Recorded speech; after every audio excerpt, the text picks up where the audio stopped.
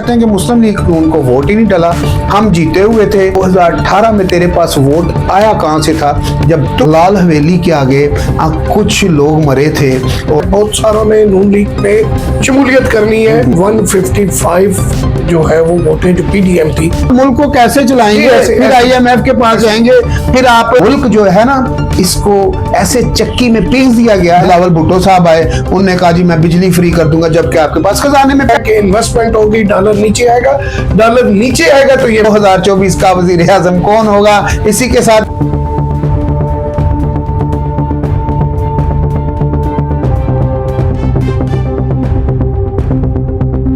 जी तो अस्सलाम वालेकुम नाज़रीन, JGTV के प्लेटफॉर्म से मैं हूं सुल्तान और आप देख रहे हैं मेरा डिजिटल चैनल। नाज़रीन, जैसा कि आपको मालूम है 2024 के जो इलेक्शन है उसमें काफ़ी सारे मामलात, काफ़ी सारी पेचीदगियां जो सामने आ रही हैं, क्योंकि 2024 के इलेक्शन के बाद ये कहा जा रहा था दीगर जमातों की जानिब से कि जैसे कि PTI है, मुस्लिम लीग नून है और पीपल्स पार्टी की जानिब से ये कहा जा रहा था कि हुकूमत हम बनाएंगे। इन्हीं सारी चीजों के ऊपर आज बात करने के लिए हमारे साथ स्टूडियो में रूटीन के मुताबिक शहजाद सत्ती साहब यहाँ पर मौजूद हैं और इन्हीं चीजों के ऊपर आज हम आप बात करेंगे। क्या हाल है शहजाद भाई, ठीक है जी? सुल्तान भाई बड़ी मेहरबानी। कैसा माहौल चल रहा है शहजाद भाई मुल्क पाकिस्तान में? काफी कह लें कि सिलसिले कुछ बिगड़े बुगड़े से लग रहे हैं, गहमा गहमी और गर्मा गर्मी चल रही है, सियासत का बाजार बड़े अरूज पे है और बड़ा गर्म है। अच्छा शहजाद भाई, ये क्या ऐसा वो हुआ है कि जो सामने आ रहा है जी जितने भी कह लें कि आज़ाद उम्मीदवार थे, यानी कि है तो PTI के, लेकिन मुख्तलिफ जो कह लें कि उनको निशान मिले थे कि बल्ले का निशान वापस जाने के बाद हर तरफ से ये खबरें आ रही हैं जी कि हम तो कोर्ट में जा रहे हैं, हमारे साथ धांधली हुई है।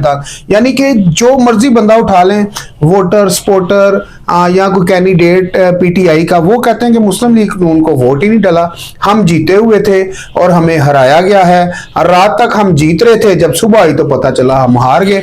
इसी तरह 2018 के इलेक्शन में सजाद खान साहब कह रहे जी मैं एक बहुत बड़ी लीड से जीत रहा था और जैसे ही देखने को आता है तो मैं सुबह उठता हूं तो हारा हुआ पाता हूं अपने आप को।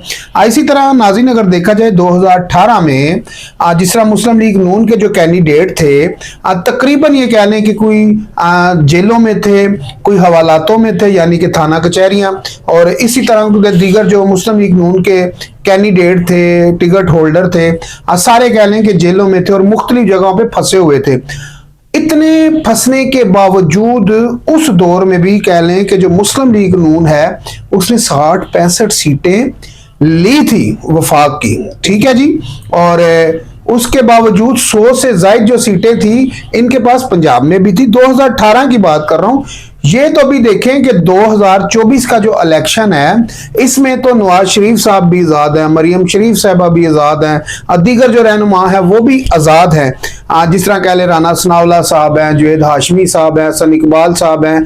2018 में ये सब जेलों में थे और जेलों में होने के बावजूद भी ये 60 से 65 सीटें इन लोगों ने निकाली थी। ये अगर आज आजाद हैं तो मेरा 70 की 75 सीटें इन लोगों ने निकाली हैं, 71, ठीक है, वफाक के लिए। तो ये बहुत बड़ा मार्जिन नहीं है मुस्लिम लीग नून के लिए। यहां पर देखा जाए तो मुस्लिम लीग नून ने मेरा ख्याल है कि अगर 18 में 61-62 सीटें ली थी तो आज मेरा ख्याल आजाद वो, अच्छा उन दिनों में कैद थे, वो कैद में इतनी सीटें आप लोगों ने ली थी, अब तो आप रिहा थे जनाब, और रिहाई के दौरान भी आपने क्या सीटें ली? 71-72 सीटें आपने ली हैं जनाब मुस्लिम लीग नून ने।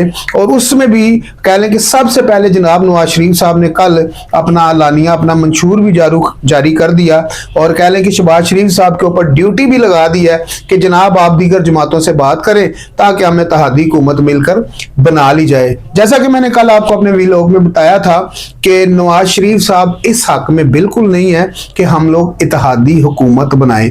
यहां पर बात यह है जनाब बकौल नवाज शरीफ साहब के जो है इत्तेहादी हुकूमत, मखलूद हुकूमत जिसको कहा जाता है कि ये मुल्क के लिए बेहतरी नहीं है, तो क्या ये बेहतर नहीं होगा शहजाद भाई कि नवाज शरीफ साहब चुप करके जाएं और कह लें कि अपोजिशन में बैठ जाएं?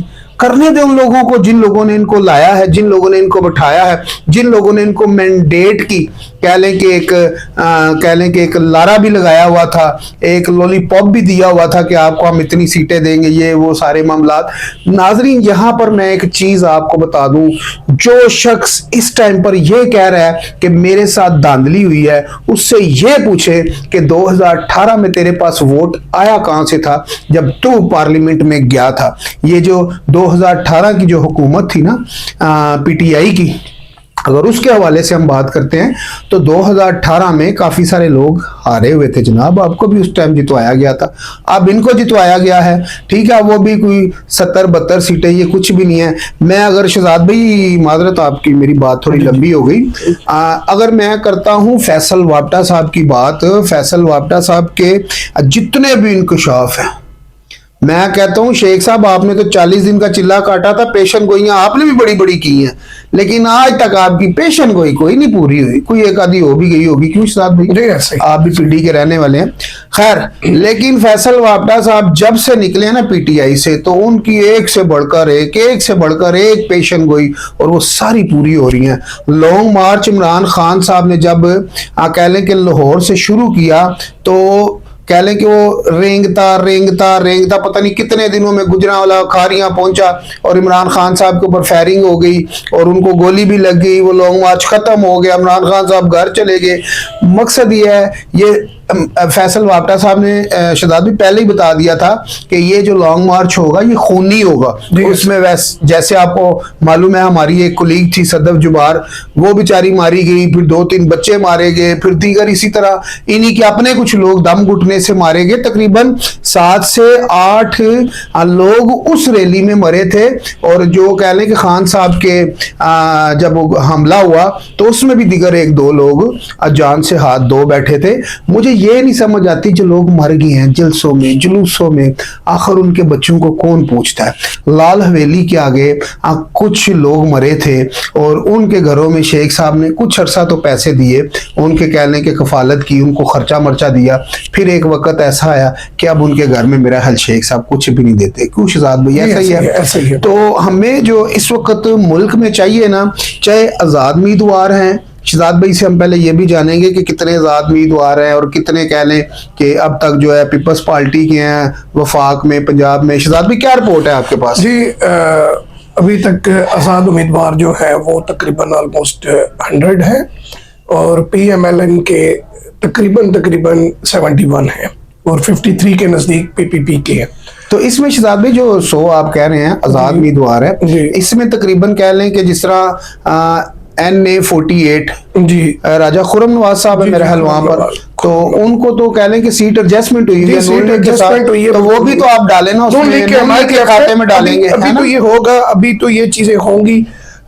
मेरे नॉलेज के मुताबिक एक टेक्सला वाली साइड से भी, अटक की साइड से जीते हैं, वो नून लीग के पुराने हैं, उन्हें टिकट नहीं मिला था, उन्होंने कहा कि मैं मियां नवाज शरीफ को, और उन्होंने ऐलान कर दिया। अच्छा, पहले भी नून लीग का था, अब भी था। आजाद जीतने के बाद भी कह रहे हैं कि मैं मियां साहब के। तो ऐसे अभी बहुत सारे हैं जिन्होंने इत्तेहाद करना है, बहुत सारों ने नून लीग में शमूलियत करनी है, जो मेरी रिपोर्ट या जो मेरी वर्किंग है उसके मुताबिक। अच्छा, तो अभी जो है वो किसी की भी वाज़िया अक्सरियत नहीं है। इस टाइम वफाक में जो है पार्टी के हिसाब जो इंतखाबी निशान पे वो PMLN जो है वो वाज़िया अक्सरियत से है, वो अपने तादियों से रब्ता करेंगे। उनके पहले भी PDM था पूरा, अगर PDM पे जाएं तो 155 जो है वो वोटें जो PDM थी पिछले ये जो कुछ दौरे पिछला 18 माह का जो टर्न्योर था वो, उसमें अगर वो इत्तेहादी मिलते हैं और कुछ और को मिलाते हैं। अभी थोड़ी देर पहले खालिद सदीक मकबूली एम के जो है वो रहनुमा है, उन्होंने कहा कि मियां शहबाज शरीफ साहब ने रब्ता किया, लेकिन अभी हम किसी मसरूफियत की बिना पे आज उनसे नहीं मिल सकते। सर उनकी शरायत बहुत है जी, ऐसे ही होना, ये तो लाजमी बात है, वो जारी बात है। जिसने भी मैंडेट कह लें कि मुस्लिम लीग नून को देना है तो उन्हें अपनी शरायात भी पूरी करनी है। कुछ मिनिस्ट्री मांगेंगे, कुछ इस तरह के सिलसिले, क्योंकि उनका हर दफा का रोना यही है कि कराची में हमें ये नहीं मिला, वो नहीं मिला। जी शहजाद भाई। जी हाँ, वैसे मैं एक बात बताऊं कि सिंध में, सूबा सिंध में इस दफा जो है वो PPP نے بڑی واضح اکثریت لی ہے 2018 پورا سندھ 2018 کے مقابلے میں انہوں نے زیادہ سیٹیں. اچھا ناظرین، یہاں پر میں آپ کو بتا دوں کہ اگر ہم یہ کہیں کہ بلاول صاحب نے کام نہیں کیا تو بلاول صاحب تقریباً 3 ماہ سے پورے ملک میں ان نے ورکنگ کی ہے، جلسے کیے ہیں. اور آپ کو ناظرین معلوم ہونا چاہیے کہ آپ اگر گھر میں کوئی برتھ ڈے یا کوئی شادی کا پروگرام رکھتے ہیں تو ٹینٹ سروس اور ان چیزوں کے اوپر آپ کو معلوم ہے ناظرین کتنا خرچہ آ جاتا ہے. تو اگر یہ جب کہہ لیں کہ کسی بھی جماعت کا، جب جیسے بلاول صاحب اپنی جماعت کے اس ٹائم کہہ لیں کہ قائد بھی ہیں، جس طرح نواز شریف صاحب ہیں، مریم شریف صاحب ہیں، اور کہہ لیں کہ عمران خان صاحب ہے، تو ان کے ایک جلسے کے اوپر ناظرین کروڑوں روپے کا خرچہ آتا ہے جناب. اور کروڑوں روپے کے خرچوں کا اگر ہم تخمینہ لگوائیں تو بلاول بھٹو صاحب نے اربوں روپے کے خالی جلسے کیے ہیں. اور اگر ہم پورے پاکستان کے الیکشن کا آپ کو تخمینہ بتائیں تو یہ تقریباً بنتا ہے اربوں روپے میں. یہ تقریباً 37 ارب روپیہ اس کا خرچہ تھا 2022 میں. اچھا، جنرل الیکشن کا 37 ارب روپیز یعنی کہ پاکستانی.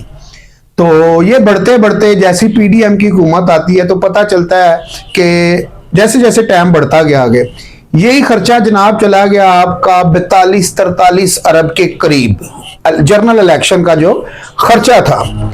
پھر جب یہ 2024 آتا ہے تو 2024 میں یہ خرچہ کتنا ہو گیا جنرل الیکشن کا؟ پنجاب پولیس کا کھانا، کے پی کے پولیس کا کھانا، سیکیورٹی کے خرچے، دیگر معاملات ایسے کرتے کراتے 2.5 سے 3 ارب روپیہ تو کہہ لیں کہ خالی جو پنجاب کی سیکیورٹی تھی اس کے کھانے پہ لگا ہے.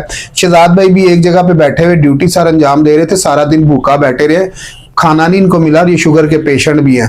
تو میرا خیال ہے ان کو کسی کو کہہ کے ان نے میرا خیال ہے کہ ایک آدھی پلیٹ ان کو کوئی کہیں سے چاولوں کی مل گئی تو ان کی شوگر کنٹرول ہوگی. تو اب جو شہزاد بھی ہمارے ساتھ بیٹھے ہوئے ہیں ان کو ٹھا کر لانا پڑتا. تو یہ شکر ہے اللہ پاک کا ہمارے ساتھ بیٹھے ہوئے ہیں. تو مجھے یہ نہیں سمجھ آتی کہ یہ جو اربوں روپیہ ہے یہ کدھر گیا؟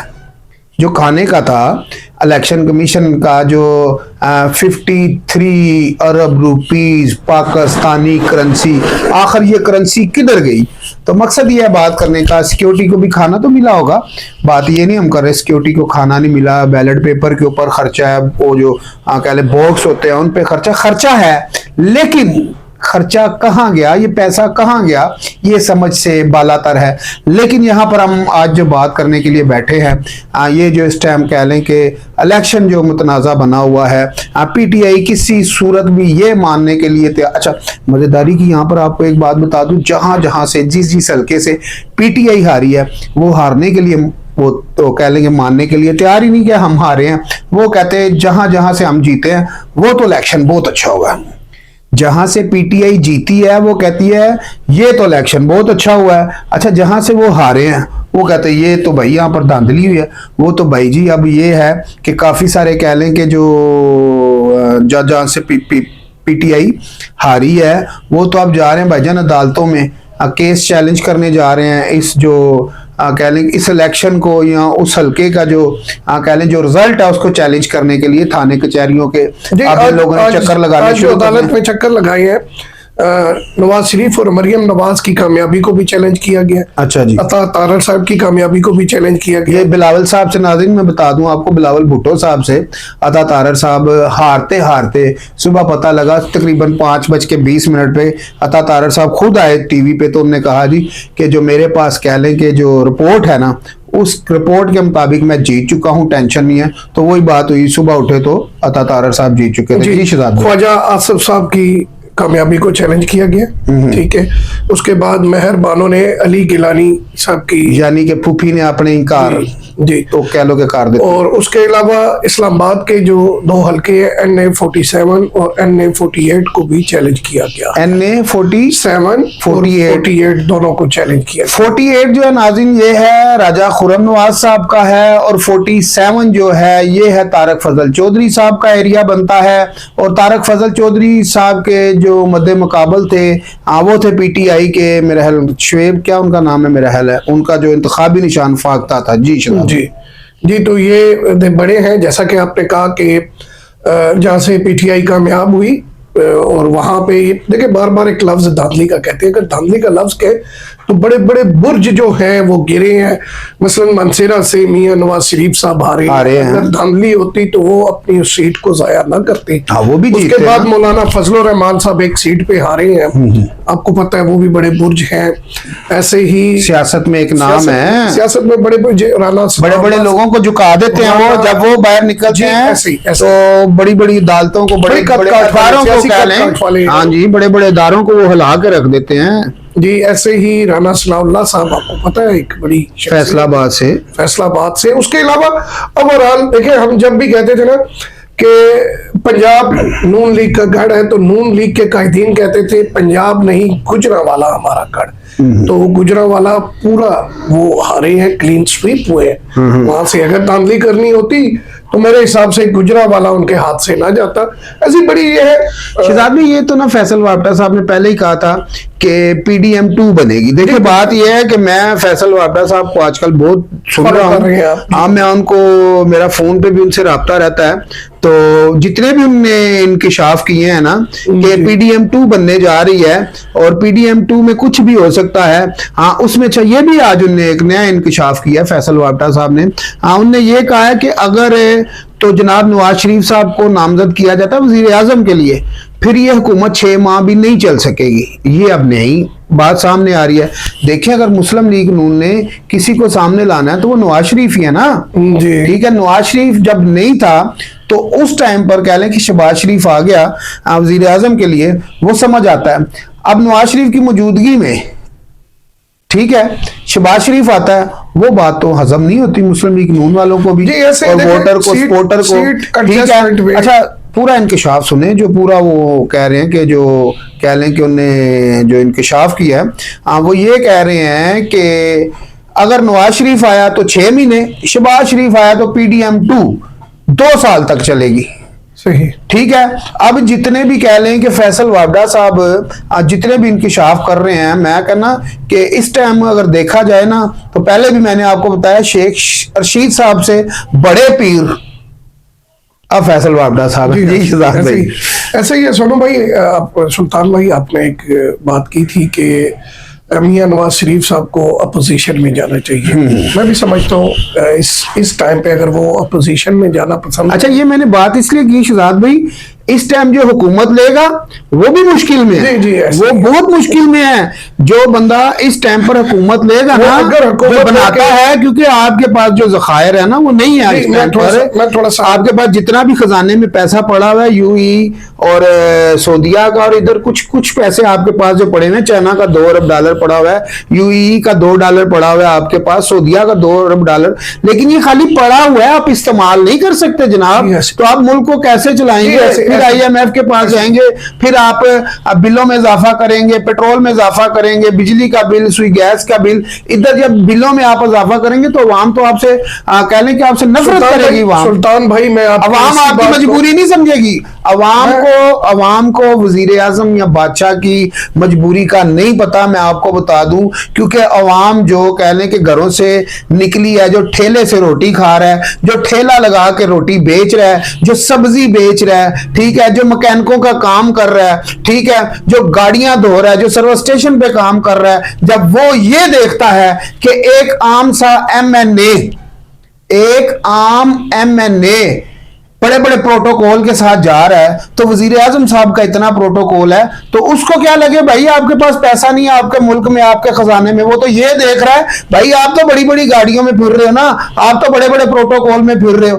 یہاں پر جو غریب عوام ہوتی ہے اس کے آپ زخموں کے اوپر ایسے بوریاں لا کے نمک کی ڈالتے ہیں، اور بھائی ایک بندے کے گھر میں کھانے کو نہیں ہے، آپ کے پیچھے 10 گاڑیاں، 10 ویگو ڈالے چل رہے ہیں، آپ خود پراڈو لینڈ کروزروں پہ بیٹھے ہوئے ہیں۔ تو یہ بات ہے کہ جب تک یہ کلچر آپ لوگ ختم نہیں کرتے، آپ کیسے عوام کو کہنے کی حکومت لینے کے بعد منائیں گے کہ یہ دیکھیں جناب ہمارے ملک میں تو پیسہ ہی نہیں ہے، جبکہ آپ لوگ بڑے بڑے پروٹوکول میں، بڑے بڑے ہیلی کاپٹروں میں، اسی طرح کہہ لیں کہ عمران خان صاحب کا اتنا سا سفر ہوتا تھا، وہ گھر سے ہیلی کاپٹر سے اٹھتے تھے تو ادھر، ہیلی کاپٹر سے اٹھتے تھے تو بنی گالا۔ تو یار یہ کیا ملک میں مذاق لگایا ہوا ہے آپ لوگوں نے؟ یہ ملک جو ہے نا اس کو ایسے چکی میں پیس دیا گیا ہے اور اس میں غریب بھی پیس چکا ہے. غریب اب ڈھونڈ رہا ہے کوئی ایسا مسیح آ جائے, ٹھیک ہے, اور کوئی ایسا مسیح جیسے فرعونیت کے دور میں نا لوگوں کو بڑی امید تھی جب بہت لوگ غلام ہو چکے تھے موسیٰ علیہ السلام کے دور میں, تو ان کو بھی ایک امید تھی کہ اللہ پاک کوئی ایسا مسیح بھیجے گا. تو اللہ پاک نے اپنے بندہ موسیٰ کو بھیجا کہ جا موسیٰ ان لوگوں کو غلامی سے نکال کے لا. تو وہ مصر میں سے جب کہہ لیں کہ حضرت موسیٰ علیہ السلام ان کو غلامی سے نکال کے لے بھی گئے, لیکن پھر بھی وہ لوگ نہ شکری کرتے رہے. لیکن اللہ تعالیٰ نے اپنے لوگوں کے لیے کوئی نہ کوئی مسیح ہمیشہ سے بھیجا ہے. اور ابھی بھی لوگ کہہ لیں کہ جو بلاول بھٹو صاحب یعنی کہ پیپلز پارٹی جس طرح کہہ لیں کہ 15 سال سے سندھ میں حکومت کر رہی ہے, ٹھیک ہے, اور اسی طرح کہہ لیں کہ پنجاب میں اور اسلام آباد میں وفاق میں کہہ لیں کہ مسلم لیگ نون بھی 3 دفعہ حکومت کر چکی ہے, بلکہ 4تھی دفعہ کر چکی ہے, 3 دفعہ تو پرائم منسٹر صاحب کہہ لیں کہ نواز شریف صاحب رہ چکے ہیں, 4تھی دفعہ شہباز شریف صاحب رہ چکے ہیں, اب 5ویں دفعہ ان کی پھر حکومت آ رہی ہے. تو جناب یہاں پر غریب کو چاہیے جس کا 25 سے 30 ہزار روپیہ سیلری ہے نا, وہ اپنے گھر کا بجٹ مانگتا ہے. وہ کہتا ہے بھائی میرے گھر کا 12,000 روپیہ کرایہ ہے, ٹھیک ہے, 10,000 روپیہ بجلی کا بل آ رہا ہے, 10,000 روپیہ گیس کا بل آ رہا ہے, اب 30,000 روپیہ اس کی کہہ لیں کہ سیلری ہے. تو اب 10,000 روپیہ وہ بجلی کا بل جمع کرائے گا, 10,000 روپیہ وہ گیس کا بل جمع کروائے گا. تو مجھے یہ بتائیں کہ جب وہ اپنے گھر کا کرایہ دے گا تو وہ روٹی کہاں سے کھائے گا؟ کیا وہ چوری کر کے لائے گا؟ وہ اپنے بچوں کو کیسے پالے گا؟ بھائی میں نے ایسے شہزاد بھی, معذرت میں تھوڑا جذباتی ہو گیا ہوں, میں نے ایسے شہزاد بھی لوگ دیکھے ہیں کہ جن کے پاس کیا ہوتا ہے کہ ایک 100 روپیہ ہوتا ہے نا, وہ 100 روپے کے ساتھ یا 200 روپے کے ساتھ کیا کرتے ہیں, ایک چھوٹا دودھ کا پیکٹ لاتے ہیں پاؤ والا, ٹھیک ہے, وہ بھی 70-80 روپے کا, ٹھیک ہے, 20 روپے یا 30 روپے کا چھوٹا سا پتی کا پیکٹ لاتے ہیں, ٹھیک ہے, آدھا پاؤ کی والا گھی لاتے ہیں, ٹھیک ہے. وہ صبح ناشتہ کر کے گھر سے نا, تو اپنے بچوں کو ناشتہ کروا کے وہ باپ جب گھر سے نکلتا ہے نا تو اس کی آنکھوں میں اتنے آنسو ہوتے ہیں. کیوں کہ یار وانے صدر میں آپ جائیں, فلاں جگہ پہ جائیں, ان کی تو بریڈ ہی نہیں ختم ہوتی, ان کے تو مکھن جیم نہیں ختم ہوتے.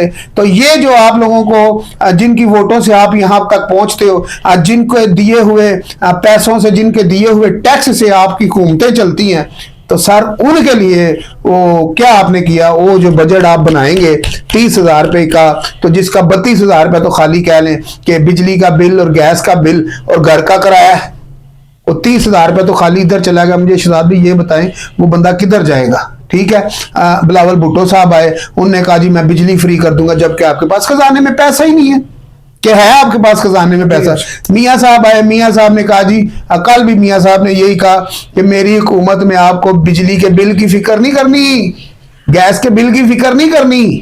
بات یہ ہے, یہ خالی باتوں سے تو نہیں ہوگا. یہ تو جتنی دفعہ بھی الیکشن ہوا ہے, 2018 کا آپ لگا لیں, 2007 کا لگا لیں, چلو 7 میں تو کہہ لیں کہ محترمہ بے نظیر بھٹو صاحب کی شہادت کی وجہ سے ہمدردی کا ووٹ پیپلز پارٹی کو پڑ گیا اور زرداری صاحب چیئرمین بن گئے, جبکہ زرداری صاحب کا اتنا قد نہیں تھا پیپلز پارٹی کا کہہ لیں کہ چیئرمین بننے کا جماعت کا, لیکن محترمہ نہیں رہی تھی نا, اس کی وجہ سے زرداری صاحب کو اتنی بڑی ایک کہہ لیں کہ چیئرمین کی کرسی بھی مل گئی. لیکن بات یہ ہے, یہ تو دیگر جماعتیں نعرے لگاتی آئی, لوگوں سے وعدے کرتی آئی, ہم یہ کر دیں گے وہ کر دیں گے, لیکن کیا کیا؟ آج بھی غریب جو ہے وہ ایک چکی میں پیس رہا ہے. 2018 میں نا جناب ہونڈا سوک جو ہے نا آپ کی 2018 میں, ٹھیک ہے, یہ 30 لاکھ روپے کی تھی, ٹھیک ہے. عمران خان صاحب کے اترنے سے پہلے یہی گاڑی تقریباً کوئی 80-90 لاکھ کی ہوگی تھی. ہونڈا سوک کی میں آپ کو بات کر رہا ہوں, جس میں ایئر بیگ نہیں ہے, کوئی سیفٹی سہولت نہیں ہے. یہ پچھلے دنوں میں ایک ہونڈا سوک ایکسیڈنٹ ہوئی, تو شہزاد بھی آپ یقین کریں وہ گاڑی ایسے کچرا ہو گئی تھی, نیٹ پہ کافی وائرل بھی ہوئی تھی, کہ جس طرح کہہ لیں کہ وہ کپڑا بھی پھٹ جاتا ہے, اس طرح یعنی کہ گاڑیوں کے حالات ہیں. اور اس ٹائم وہی گاڑی 1 کروڑ سے اوپر ہے. تو اب میاں صاحب کہتے ہیں کہ میں جو 2018 کی جو مہنگائی تھی, میں اس ملک کو وہاں پر لے کے جاؤں گا. کیا یہی گاڑی دوبارہ 30 لاکھ کی ہو جائے گی؟ کبھی نہیں ہو سکتی نا. اس کی وجہ یہ ہے کہ اس کا سارا جو سپیئر پارٹ ہے, سارے معاملات ہیں باہر سے آ رہے ہیں اور ڈالروں میں یہ پے کیا جا رہا ہے. جی شہزاد بھائی معذرت آپ کی تھوڑا سا لمبی ہوگی بات. جی سلطان بھائی, جیسا کہ آپ نے کہا کہ میاں نواز شریف صاحب نے 2013 کے الیکشن کے بعد سارا کر کے دکھایا تھا, مہنگائی کو کنٹرول کیا تھا, بجلی پیٹرول ڈالر کو نیچے لائے تھے. تو میں سمجھتا ہوں کہ اگر میاں نواز شریف صاحب کو 5 سال مکمل حکومت دی جائے تو وہ اس ملک میں خوشحالی لا سکتے ہیں. صدر ایوب کے بعد اگر جتنے میگا پروجیکٹ ہیں وہ میرے حساب سے میاں نواز شریف صاحب کی قیادت میں ہی ہوئے ہیں. تو اگر میاں نواز شریف صاحب آتے ہیں، جس میں آپ اگر پنڈی میں آ جائیں تو پنڈی میں کارڈیالوجی ہے، یورالوجی ہاسپٹل ہے، اور آپ کے یہ اپنا فلائی اوور بنے. یہ میری بات سنیں، ان چیزوں سے نا، ان چیزوں سے بیماری ٹھیک ہوتی ہے، پیٹ کی بھوک ختم نہیں ہوتی. یہ آپ باتیں میں ٹھیک ہے، میری سن میں آگے چلوں گا تو آپ کو وضاحت کروں گا، بات نکلے گی تو آپ پہنچیں گے. آپ روک دیتے ہیں جس کی وجہ سے میں بھول بھی جاتا ہوں. اچھا اچھا. تو وہ انہوں نے یہ پروجیکٹ کیے. اس کے علاوہ جب تک فارن انویسٹمنٹ نہیں آئے گی، فارن اپنی انویسٹمنٹ میاں نواز شریف کی حکومت میں سیف سمجھتی ہے. وہ کہتے ہیں کہ جب میاں نواز شریف کی حکومت ہوتی ہے تو ہماری انویسٹمنٹ سیف ہوتی ہے. جتنی بھی فارن انویسٹمنٹ ہوتی ہے اور فنڈنگ ہوتی ہے وہ مسلم لیگ نون نواز کے دور میں ہوتی ہے. جسے تو ان کے آنے سے کام ہوتا ہے، پروجیکٹ ہوتا ہے، سارے پروجیکٹ تو ڈالر نیچے آئے گا. میرا کہنے کا مقصد ہے کہ انویسٹمنٹ ہوگی، ڈالر نیچے آئے گا. ڈالر نیچے آئے گا تو یہ مہنگائی کنٹرول ہوگی. جیسے آپ نے کہا ہونڈا سیوک کی، آپ مجھے یہ بتائیں شہزاد بھائی، ہونڈا سیوک کی پرائز ایسے ہی ڈالر نیچے آئے گا. تو شہزاد بھائی آپ مجھے یہ بتائیں، جو یہ الیکشن ہے آپ کا جو متنازعہ بنا ہوا ہے، پی ٹی آئی کے لوگ یہ ماننے کے لیے تیار نہیں ہیں کہ ہم ہار گئے ہیں، ان کو کیا کہنا چاہیں گے؟ جی، ہر الیکشن میں سلطان بھائی، میں نے بھی اپنی لائف میں کافی الیکشن دیکھ چکا ہوں. ہر الیکشن میں یہی رونا دھونا ہوتا ہے کہ دھاندلی ہوگی اور حکومت بننے کے بعد سارے چپ ہو جاتے ہیں اور چلتے. یہ 2-4 دن یہی چلے گا، پھر اس کے بعد جو بھی. لو جی ناظرین، فی الحال تو الیکشن ہو گیا ہے، پولنگ ہو گئی ہے، رزلٹ آ چکے ہیں. اب پتہ نہیں کوئی اکا دکا رہ بھی گئے ہوں گے. کتنی سیٹیں ہوگی جی جناب مسلم لیگ نون کے پاس وفاق میں 72 اور آزاد امیدوار 100 ہو گئے. اب یہ ہے کہ جو دیکھنا یہ ہے کہ وزیر اعظم کون بنتا ہے. آپ لوگ بھی پریشان ہیں، ہم بھی پریشان ہیں، ہم بھی دیکھنا چاہتے ہیں کہ 2024 کا وزیر اعظم کون ہوگا. اسی کے ساتھ مجھے اور شہزاد بھائی کو اجازت دیجیے، ملتے ہیں اگلے ولاگ میں. اللہ حافظ.